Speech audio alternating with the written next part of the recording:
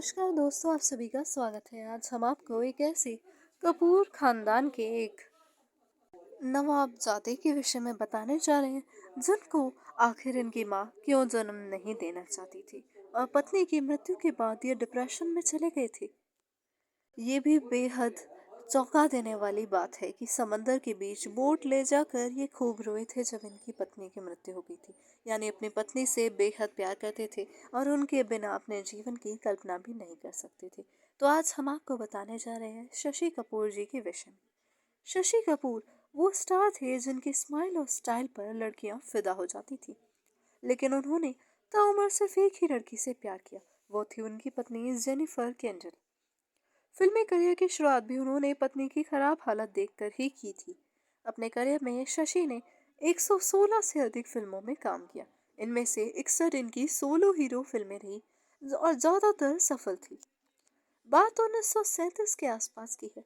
Prithviraj Kapoor imperial film company की फिल्मों में बतौर सपोर्टिंग आर्टिस्ट काम कर रहे थे।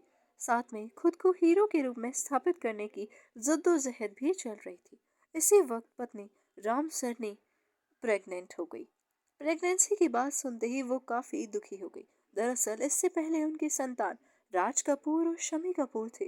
वो इस तीसरे बच्चे को जन्म नहीं देना चाहती थी क्योंकि उन्हें लगा था कि उनकी फैमिली की यानी उनके परिवार की निजी और आर्थिक हालात अच्छे नहीं हैं।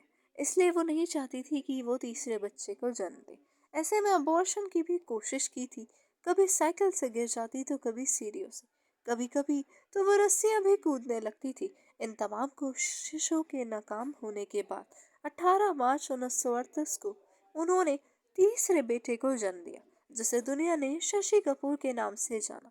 ये बात खुद शशि कपूर ने 1995 में एक मैगजीन के दिए एक इंटरव्यू में बताई थी। बचपन में शशि कपूर का नाम बलबीर राज कपूर था। ये आपको शायद ही नहीं पता होगा।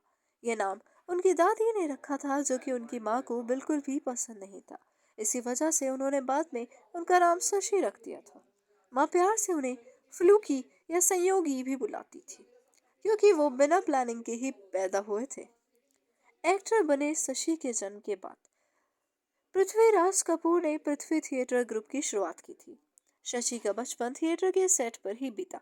इसी का असर रहा कि कम उम्र में ही उनका रुझान फिल्मों की तरफ हो गए। 4 साल की कम उम्र से ही वे अपने पिता के नाटकों में नजर आने लगे। बाद में उन्होंने आग और आवारा जैसी फिल्मों में राज कपूर के बचपन का किरदार भी निभाया। अपने इसी ख्वाब के साथ वे जिंदगी में आगे बढ़ना चाहते थे, लेकिन पिता पृथ्वीराज कपूर का मानना था कि पहले वे संघर्ष करें और अपनी मेहनत से बतौर एक्टर अपना करियर खुद बनाए। शशि कपूर ने मुंबई के डॉन बॉस्को स्कूल से पढ़ाई की थी। यहाँ भारत के famous wicket keeper Farooq engineer उनके क्लासमेट थे। एक दिन दोनों एक साथ बैठकर बातें कर रहे थे, तभी क्लास टीचर ने डस्टर फेंक कर शशि के चेहरे की तरफ मारा, लेकिन फारूक ने अचानक से उसे कैच कर लिया। फारूक ने इस घटना के बारे में एक इंटरव्यू में भी कहा था, वो डस्टर शशि की आंख में लगता, लेकिन मैंने उसके चेहरे से 1 इंच पहले ही उसे कैच कर लिया। मैं शशि को इस बात के लिए हमेशा चिढ़ाता कि अगर उस दिन मैंने डस्टर नहीं रोका होता तो उसे फिल्मों में बस डाकू का ही रोल मिलता। ये बात 1955 की है। इस वक्त शशि 18 साल के थे। वे पिता के साथ पृथ्वी थिएटर में काम करने लगे थे। उस समय उनके एक प्ले का शो कोलकाता के थिएटर में चल रहा था। पब्लिक डिमांड के चलते शो को कुछ दिनों के लिए और बढ़ा दिया गया था। एक दिन प्ले शुरू होने से पहले उन्होंने पर्दे से झांककर यह देखना चाहा कि कितने दर्शक हैं। तभी उनकी नजर चौथी लाइन में बैठी एक विदेशी लड़की पर पड़ी, जो लाल पोल का डॉट्स का टॉप पहने हुई थी और अपनी दोस्त के साथ हंस रही थी। उस लड़की को देखते ही शशि उस पर फिदा हो गए।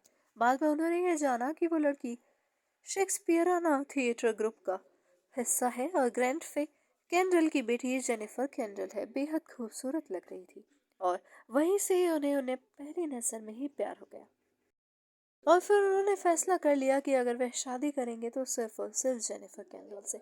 इस बारे में आपको और विस्तार से नेक्स्ट वीडियो में बताएंगे, तो प्लीज़ इसका पार्ट 2 अवश्य देख लीजिएगा। उसका लिंक हम आपको डिस्क्रिप्शन में ज़रूर मेंशन कर देंगे। धन्यवाद आप सभी का।